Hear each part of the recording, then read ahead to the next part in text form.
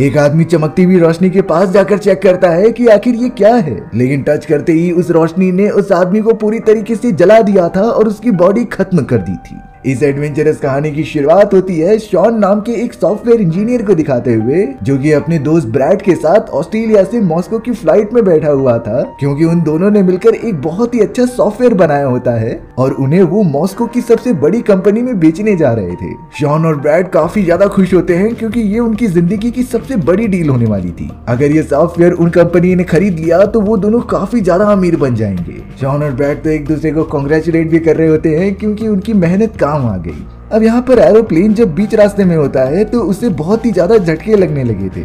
वहाँ पर कुछ समय के लिए इतना ज्यादा टर्बुलेंस हो जाता है कि पूरी प्लेन ही हिल रही थी और सारे पैसेंजर्स घबराने लगे थे, लेकिन थोड़ी देर के बाद सारी चीजें नॉर्मल हो गई। प्लेन का पायलट बताता है कि सारी चीजें नॉर्मल हैं और हम कुछ ही देर में मॉस्को पहुंच ही जाएंगे। अब यहाँ कई घंटे बीतने के बाद शॉन और ब्रैड पहुंच जाते हैं मॉस्को, जो कि उस कंपनी के अंदर चले गए थे जहाँ पर वो अपना बनाया गया सॉफ्टवेयर बेचने वाले हैं। लेकिन जब वो सॉफ्टवेयर को प्रेजेंट करने के लिए वहाँ के सीईओ के पास जाते हैं, तब शॉन और ब्रैड को पता चला कि उनके बिजनेस पार्टनर ने उन्हीं के सॉफ्टवेयर को कॉपी करके रशियन वेबसाइट्स को भेज दिया है, जिससे कि अब उनके इस सॉफ्टवेयर की कॉपी उस कंपनी के पास मौजूद थी। इस बात से शॉन और ब्रैड काफी ज्यादा उदास हो जाते हैं और अब उनकी इतनी बड़ी मेहनत बेकार चली गई, वो भी सिर्फ उनके बिजनेस पार्टनर के चीट करने की वजह से। अब वो दोनों बहुत ही ज्यादा उदास होकर एक नाइट क्लब में आ जाते हैं, जो कि एकदम शांति से बैठे हुए थे। तभी उनके पास दो लड़कियां आती हैं जिनका नाम नेटली और डायना था। ये दोनों शॉन और ब्रैड को बड़े अच्छे से जानते थे क्योंकि कुछ समय पहले ये चारों एक ही यूनिवर्सिटी में पढ़ा करते थे। अब शॉन और ब्रैड का मूड फ्रेश करने के लिए नेटली और डायना उन्हें ज्वाइन करने के लिए कहते हैं कि हम लोग सारी रात मजे करेंगे। साथ ही साथ अब वो चारों मिलकर फोटोज भी लेते हैं, जिससे कि उनकी मेमोरीज इकट्ठी रहे। लेकिन उन चारों को जरा भी अंदाजा नहीं था कि कुछ समय बाद उनकी लाइफ खतरे में पड़ने वाली है। अब अचानक उस पूरे क्लब की इलेक्ट्रिसिटी चली गई थी, जिससे कि सभी लोग परेशान होने लगे। सब एक एक करके बाहर आने लगते हैं कि आखिर वहाँ पर हो क्या रहा है। तभी अचानक वहाँ मौजूद सभी को आसमान में येलो कलर की रोशनी दिखाई देती है, जिसमें से अब छोटी छोटी रोशनी जमीन पर आकर गिरने लगी थी। हालांकि वहाँ जमा हुए सभी लोग इस नजारे को देखकर काफी खुश हो रहे होते हैं क्योंकि वो ब्यूटीफुल भी दिख रहा था। लेकिन जो चीज ब्यूटीफुल होती है वो उतनी ज्यादा खतरनाक हो सकती है। किसी को पता ही नहीं होता कि इतनी सारी रोशनदार चीजें कोई खिलौना नहीं है, बल्कि ये तो एक ऐसे एलियंस थे जिनकी बॉडी के चारों तरफ इलेक्ट्रिसिटी से बनी हुई काफी हाई वोल्टेज की एनर्जी होती है, और इस एनर्जी के अंदर अगर कोई इंसान टच भी करेगा तो उसकी पूरी बॉडी जलकर खत्म हो जाएगी। एक एक करके ये सारे एलियन जमीन पर आ जाते हैं। एक रोशनदार एलियन तो सभी के बीच में आ चुका था, जिससे कि अब वहाँ मौजूद पुलिस ऑफिसर सभी को पीछे हटने के लिए कहता है। लेकिन जैसे ही वो पुलिस ऑफिसर उस रोशनदार चीज को छूने गया तो उसकी पूरी बॉडी जलकर खत्म हो जाती है। ये नजारा देखकर सभी लोग इतना ज्यादा डर गए कि वहाँ से भागने लगे, पर अब शायद काफी ज्यादा देर हो चुकी थी क्योंकि वो एलियंस घूम घूम कर सभी को जान से मार रहे होते हैं। किसी एक इंसान को भी पूरी तरीके से खत्म करना उनके लिए कुछ सेकंड्स का काम था, और अब वहाँ जितने भी लोग मौजूद थे, बदकिस्मती की बात होती है कि उन्हें अपनी जान गंवानी पड़ रही थी क्योंकि वो एलियंस घूम घूम कर अपनी एनर्जी से उन्हें खत्म कर दे रहे थे। शॉन भी अपने सारे दोस्तों के साथ जान बचाकर वहाँ से भागता रहता है। हालांकि वहाँ से पहले ही भागने के कारण शॉन और उसके सभी दोस्त बच जाते हैं, लेकिन उनके साथ भागते हुए एक और आदमी आ जाता है। यह आदमी कोई और नहीं बल्कि शॉन और ब्रैड का वही बिजनेस पार्टनर था जिसने कि उन्हें धोखा दिया होता है। वो सभी लोग तो छुपते हुए एक घर के अंदर आ गए थे जहाँ पर शायद वो सेफ रहे। शॉन, ब्रैड, नेटली और डायना किसी भी तरीके से उस सेफ जगह पर ही रहते हैं क्योंकि बाहर जाना खतरे से खाली नहीं है। उन्हें भी पूरा अंदाजा हो चुका था कि अगर वो एलियंस के कांटेक्ट में गए तो उनकी पूरी बॉडी खत्म हो जाएगी, इसीलिए वो कुछ समय तक वहीं पर रुकने का डिसाइड करते हैं। शॉन और ब्रैड को तो अपने उसी बिजनेस दोस्त के ऊपर बहुत गुस्सा आ रहा था जिसने कि उनका सॉफ्टवेयर लेकर बेच दिया, क्योंकि शॉन और ब्रैड ने इस पर बहुत ज्यादा मेहनत की थी। अगर सिचुएशन ठीक होता तो शायद वो दोनों अपने उस बिजनेस पार्टनर को जान से मार देते, लेकिन इस समय उन्हें एलियन से बचना है जो कि सबसे ज्यादा इम्पोर्टेंट है। हालांकि वहाँ पर उन सभी को कुछ दिनों तक रुकने के लिए खाने पीने के सामान तो मिल जाते हैं, लेकिन वो सब धीरे धीरे खराब होने लगे थे। और अब जैसे जैसे समय बीतता जा रहा था उनका डर और भी ज्यादा बढ़ता जाता है क्योंकि इस कमरे के अंदर इतने समय तक जिंदा नहीं रहा जा सकता। इसीलिए अब शॉन और ब्रैड मैप के ऊपर देखकर डिसाइड करते हैं कि उन्हें अमेरिकन एम्बेसी जाना पड़ेगा, क्योंकि वही एक जगह है जहां पर वो अपने घर यानी कि अमेरिका पहुंच सकते हैं। इसीलिए अब खाने के सामान थोड़ा इकट्ठा करके वो सभी लोग निकल पड़ते हैं अमेरिकन एम्बेसी की तरफ जाने के लिए। जैसे ही वो लोग बाहर की तरफ गए तो चारों तरफ एकदम सुनसान था और कोई दिखाई नहीं दे रहा होता। सारी के सारी कार्स और घर एकदम से खाली होते हैं, जैसे कि सारे इंसान ही मर गए। वो पांचों लोग तो बहुत ही ध्यान से आगे बढ़ते ही रहते हैं क्योंकि ये सारी चीजें काफी खतरनाक हो सकती थी और अगर एलियंस वहां आ गए तो उनका बचना नामुमकिन हो जाएगा। अब यहाँ शॉन और ब्रैड को एक लेडी दिखाई देती है जो कि अपने घर की खिड़की को पैक कर रही थी। उस बूढ़ी लेडी ने तुरंत कहा कि तुम सभी लोग इस तरीके से क्यों घूम रहे हो, यहाँ से चले जाओ नहीं तो वो खतरनाक एलियंस आ जाएंगे।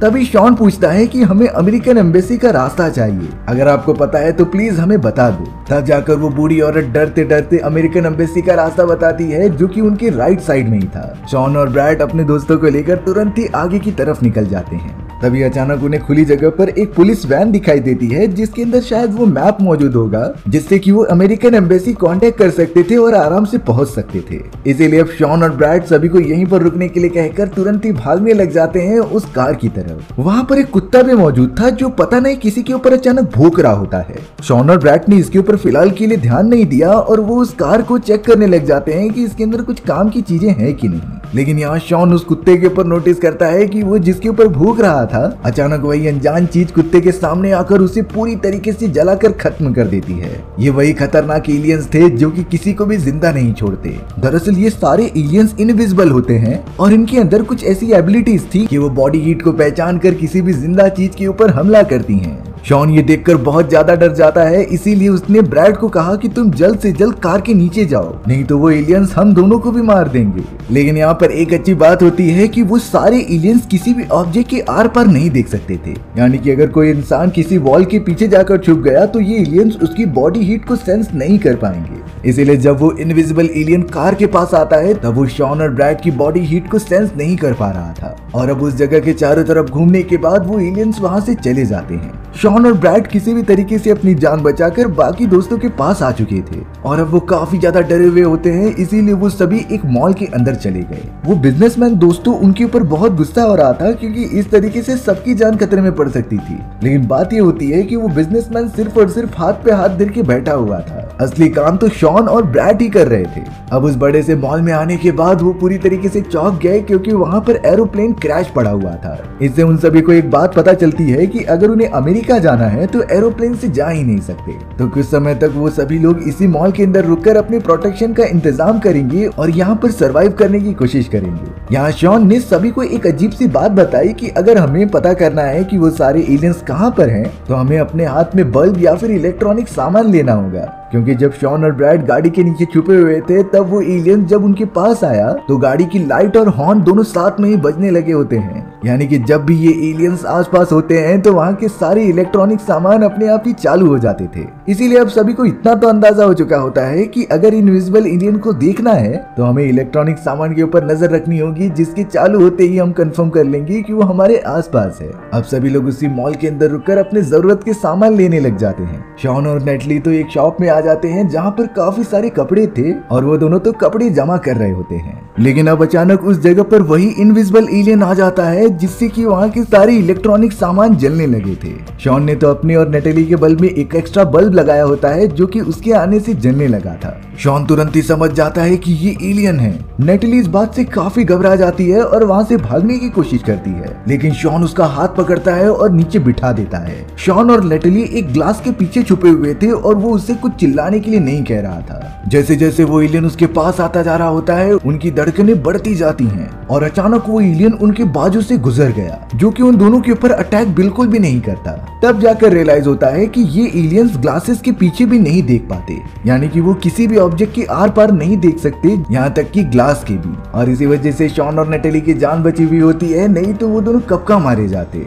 अब यहाँ शॉन और नेटली अपने बाकी सारे दोस्तों के पास चले गए थे क्योंकि इस समय में साथ रहना ही सबसे ज्यादा इम्पोर्टेंट था। उनकी एक गलती सभी लोगों की जान ले सकती थी। दरअसल शॉन और बाकी लोगों ने प्लान बनाया था कि वो रात के समय ही अपना सफर तय करेंगे और अमेरिकन एम्बेसी तक कैसे भी पहुंचेंगे। इसीलिए वो लोग बिना कोई आवाज किए आगे बढ़ते ही रहते हैं और कुछ ही देर के अंदर पहुंच भी जाते हैं अमेरिकन एम्बेसी की तरफ। शॉन, ब्रैट और उसके दोस्तों ने जब अंदर जाकर देखा तो वो अमेरिकन एम्बेसी पूरी तरीके से डिस्ट्रॉय हो चुकी थी। अंदर एक भी इंसान नहीं होता और चारों तरफ तबाही मची होती है।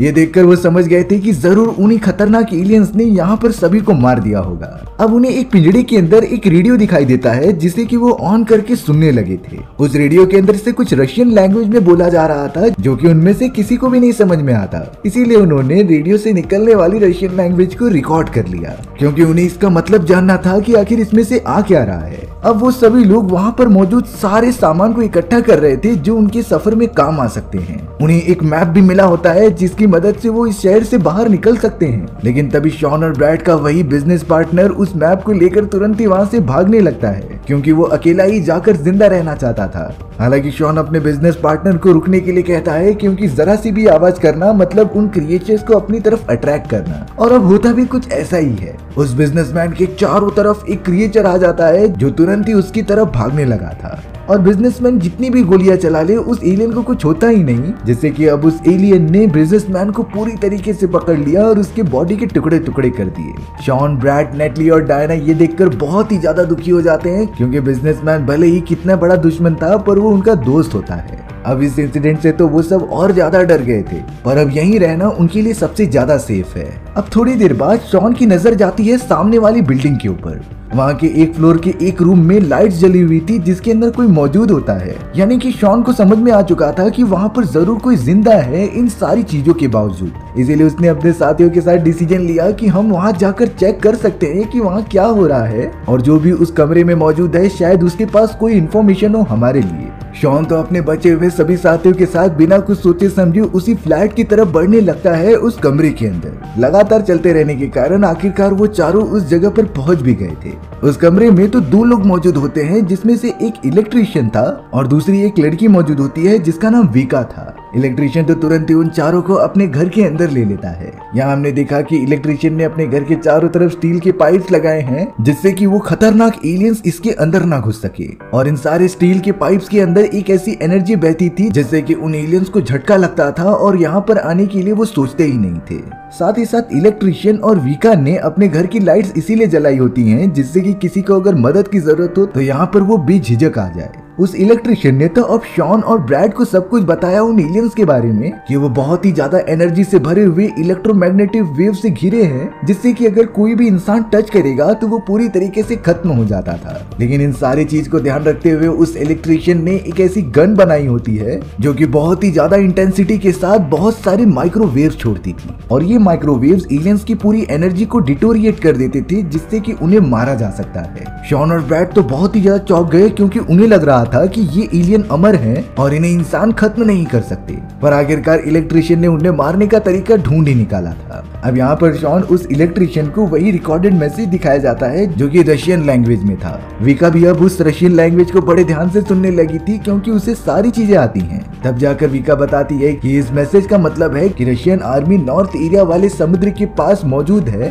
और उनके पास काफी बड़ी बड़ी सबमरीन्स मौजूद थी जहाँ पर अमेरिकी सैनिक भी होते हैं। वो उस जगह पर सारे सर्वाइवर्स का वेट कर रहे हैं जो जिंदा बचे हैं और यहाँ पर आना चाहते हैं। लेकिन 5 घंटों के अंदर अगर कोई नहीं आया तो वो सारी सबमरीन्स यहाँ से चली जाएगी, जिसका मतलब ये होता है कि शॉन और उसके बाकी सारे दोस्तों के पास 5 घंटों का ही समय है वहाँ तक पहुँचने के लिए। पर रास्ता इतना भी आसान नहीं होने वाला था क्योंकि हर जगह पर वो खतरनाक एलियंस फैले हुए हैं। अब उन सभी को जल्द से जल्द यहाँ से निकलना होगा, इसीलिए सारी लेडीज जाकर जरूरत का सामान इकट्ठा करने लगी। विका, नेटली और डायना बहुत ही ज्यादा बिजी हो जाती हैं कमरे में से सामान लेने के लिए, लेकिन वो पूरी तरीके से भूल गए थे कि चाहे कहीं भी हो जाओ वो एलियंस बॉडी हीट को सेंस कर लेते हैं। और तभी बिल्डिंग के नीचे एक एलियन आता है जिन्होंने उन तीनों की बॉडी हीट को सेंस कर लिया था, जिससे कि अब वो लगातार उस कमरे की तरफ बढ़ने लगा। विका और नेटली को ये सारी बातें समझ जाती हैं, इसीलिए वो तुरंत ही वहाँ से भागने लगी थी। विका को इस पूरी बिल्डिंग की छुपने की जगह पता होती है, इसीलिए वो नेटली और डायना को कह रही थी कि तुम मेरे साथ आओ, वहाँ पर जाना खतरे से खाली नहीं है। लेकिन नेटली और डायना तो सोच रहे थे कि ये छोटी है और इसे बिल्कुल पता नहीं है कुछ,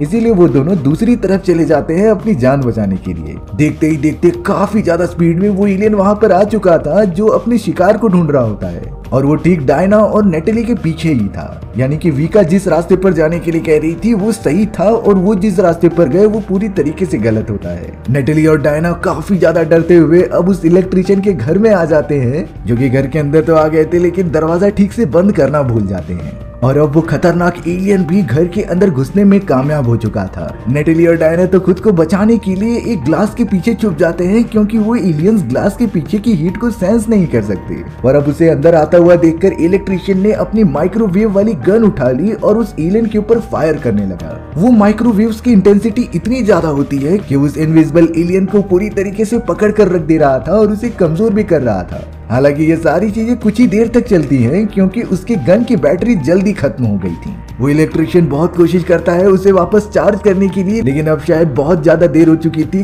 क्योंकि उस एलियन ने इलेक्ट्रिशियन के ऊपर पूरी तरीके से हमला करके उसकी बॉडी को भी खत्म कर दिया। शॉन और ब्रैड तो बचते हुए खिड़की के रास्ते से नीचे जा रहे थे, और उन्होंने डायना और नेटली को भी यहाँ पर बुलाने की कोशिश की। नेटली तो आ जाती है, लेकिन उस एलियन ने डायना को बुरी तरीके से पकड़कर मार दिया था। शॉन, ब्रैड और नेटली कैसे भी बचते हुए बिल्डिंग से नीचे उतर रहे थे, और उन्हें वहां पर विका भी मिल जाती है, जो कि अभी भी जिंदा थी। विका को जब पता चला कि इलेक्ट्रिशियन मारा गया तो वो काफी उदास हो जाती है, लेकिन ये उदास होने का समय बिल्कुल नहीं था। इसीलिए वो चारों अपनी जान बचाकर तुरंत ही वहां से दूर भागने लगे। उन्हें किसी भी तरीके से नॉर्थ वाले इलाके में पहुंचना पड़ेगा और उन सबमरीन के अंदर जाना पड़ेगा, नहीं तो वो 5 घंटे के अंदर ही अंदर यहाँ से निकल पड़ेंगे। अब जब वो चारों लगातार भागते हुए आगे बढ़ते हैं, तभी उनके सामने कुछ अजीब से लोग आ चुके थे। उन्होंने तो बिल्कुल चौंकाने वाले कॉस्ट्यूम्स भी पहने होते हैं, जो इस सीरियस और खतरनाक मोमेंट में हंसी दिलाने वाले होते हैं। दरअसल बात ये थी कि ये सारे लोग रशियन पुलिस वाले होते हैं, जिनके पास काफी ज्यादा हाईटेक गैजेट्स थे जो उन एलियन से लड़ाई करने में मदद कर सकते हैं। दरअसल उन्होंने ही जरूरत के अकॉर्डिंग अपने इन वेपन्स को एडवांस तरीके से मॉडिफाई किया था। और अब उन सभी लोगों में से कैप्टन शॉन और उनके सारे दोस्तों को कहता है कि तुम साइड में आ जाओ, तुम हमारे साथ चलोगे तो तुम्हें कुछ नहीं होगा। देखते ही देखते उस जगह पर अब एक एलियन आ जाता है जो उन सभी का पीछा कर रहा था। कैप्टन अपने सभी लोगों को हमला करने के लिए कहता है, जिसके बाद वो सभी लोग एलियन के ऊपर मल्टीपल वे में वार करने लगे थे। इस हमले के अंदर फ्लेम थ्रोअर से लेकर अजीब तरीके की बुलेट्स होती हैं, जो कि किसी बॉडी पर लगने के बाद इलेक्ट्रोमैग्नेटिक रेडिएशन छोड़ती थी। लगातार इसी हमले के होने के कारण वो एलियन आगे ही नहीं बढ़ पाता और उसकी एनर्जी कम होने लगती है, इसीलिए वो इनविजिबल एलियन वहां से कहीं दूर चला गया। शॉन और उसके सभी लोग तो इस तरीके का कोऑर्डिनेशन देखकर काफी चौंक जाते हैं, लेकिन अब इस वक्त कैप्टन उन लोगों को लेकर एक सेफ जगह पर आ गया था, जो उन सभी का हाइड आउट होता है। यानी कि इस जगह पर वो एलियंस नहीं आ सकते। घर के चारों तरफ भी वही सारी स्टील रॉड लगाई गई होती हैं, जैसे कि इलेक्ट्रिशियन ने अपने घर को बचाने के लिए किया था। शॉन और उसके बचे हुए दोस्त बहुत ही ज्यादा उदास हो जाते हैं, क्योंकि उनकी प्यारी दोस्त डायना भी खत्म हो चुकी थी और अब उनके पास बहुत ही कम समय बचा हुआ है यहाँ से बाहर निकलने के लिए। खास करके शॉन और ब्रैड, जिन्हें की अमेरिका जाना था, और अगर वो 4 घंटे के अंदर नहीं पहुंचे तब शायद वो अमेरिकी सबमरीन हमेशा हमेशा के लिए चली जाएगी। हालांकि कैप्टन उन सभी को भरोसा दिलाते हैं कि जब तक तुम यहाँ पर हो सुरक्षित रहोगे, और जैसा हम कहते हैं वैसा तुम करते जाओ। लेकिन यहाँ कैप्टन कह रहे थे कि इस समय बाहर निकलना खतरे से खाली नहीं है, इसीलिए मेरी परमिशन के बिना तुम सब यहाँ से नहीं जा सकते। पर ब्रैड और शॉन ने उन्हें विश्वास दिलाया कि अगर हम यहाँ से नहीं निकलेंगे तो मारे जाएंगे, और इस बात पर बार बार सोचने के बाद कैप्टन भी आखिरकार राजी हो गए उन सबमरीन की तरफ जाने के लिए। वो अब सभी को इकट्ठा करते हैं और एक लाइन में आगे की तरफ बढ़ने लगते हैं। कैप्टन तो अब अपने बचे हुए सारे लोगों को एक अंडरग्राउंड एरिया में लेकर आ गए थे, जिस रास्ते से सबमरीन की तरफ जाया जा सकता था। लेकिन अब लगातार आगे बढ़ते समय उन्हें अचानक महसूस होता है कि कोई एलियन उनके पास आ रहा है, क्योंकि वहां पर रखे हुए सारे इलेक्ट्रॉनिक बल्ब अपने आप ही जलने लगे थे। हालांकि जैसे ही ये बारे में सभी को पता चलता है तो वो तुरंत ही एक ट्रैक की तरफ भागने लगे थे। लेकिन विका तो इन सारी चीजों से अनजान होती है, जो एक पिलर के पीछे जाकर छुप गई। वो एलियन अब लगातार उसकी तरफ बढ़ता जा रहा था, जो अगर एक बार उसकी बॉडी हीट को सेंस कर लेगा तो वो विका को जान से मार देगा। लेकिन तभी ब्रैड उस सेफ जगह से निकलता हुआ विका को बचाने के लिए वहां आ जाता है। ब्रैड ने तुरंत ही विका को पकड़ा और उसे बाकी लोगों की तरफ भेज दिया, जो कि पूरी तरीके से सेफ जगह पर जा रहे होते हैं। लेकिन उन्हें क्या पता था कि वही खतरनाक एलियन उस जगह पर आ जाएगा, और जब तक ब्रैड वहां से निकलता तब तक एलियन ने उसके पैर को पकड़ लिया। शॉन अपने दोस्त को बचाने की बहुत कोशिश करता है, लेकिन उस खतरनाक एलियन से थोड़ी कोई लड़ सकता था। उसने तो देखते ही देखते ब्रैड को भी जान से मार दिया। शॉन अपने दोस्त को इस तरीके से मरता हुआ देखकर बिल्कुल भी नहीं समझ पाता और वो बहुत ही ज्यादा गुस्सा हो चुका था। लेकिन फिलहाल के लिए बाकी लोग शॉन को संभालते हैं और उसे वहां से दूर लेकर चले जाते हैं। अब वो सभी लोग टनल के रास्ते से बाहर निकलते हुए नॉर्दर्न एरिया में आ चुके थे, जहाँ पर उन्हें वो सबमरीन मिलने वाली है। कैप्टन को एक बोट दिखाई देती है, इसीलिए वो सभी को कहने लगे कि हमें उस बोट के अंदर जाकर सबमरीन को पकड़ना होगा। इसीलिए एक एक करके सभी लोग बोट के अंदर चढ़ने लगे। शॉन और नेटली बहुत ही ज्यादा उदास हो जाते हैं क्योंकि उन दोनों ने अपने दोस्तों को खो दिया था। सारे के सारे रशियन सोल्जर्स कैप्टन के आदेश पर नाव चलाने लग जाते हैं, जो लगातार आगे बढ़ते जा रहे थे।